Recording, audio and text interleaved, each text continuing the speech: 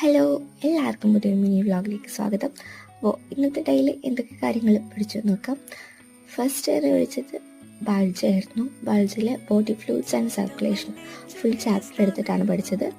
എനിക്ക് body fluids and circulation പഠിക്കുവാൻ NCERT പഠിച്ചാലും NCERT ഫിംഗർ ടിപ്സ് വായിച്ചിലെ ഒരു സമാധാനം ഉണ്ടാവില്ല.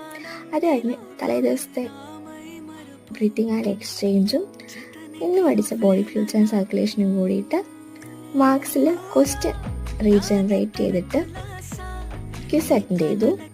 അത് കഴിഞ്ഞ് ഞാൻ എടുത്തത് തെർമോഡൈനാമിക്സ് ആയിരുന്നു. ഫുൾ ചാപ്റ്റർ തെർമോഡൈനാമിക്സ് NCERT വായിച്ചു.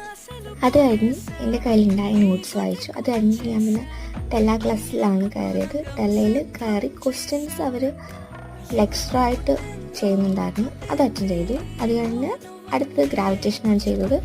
അപ്പോൾ ഈ കമൻറ്റ് ബോക്സ് ഓഫ് ആവില്ല എന്ന് വിചാരിക്കുന്നു. അപ്പോൾ എല്ലാവരും കമൻറ്റ് ചെയ്യുക. ഓക്കെ.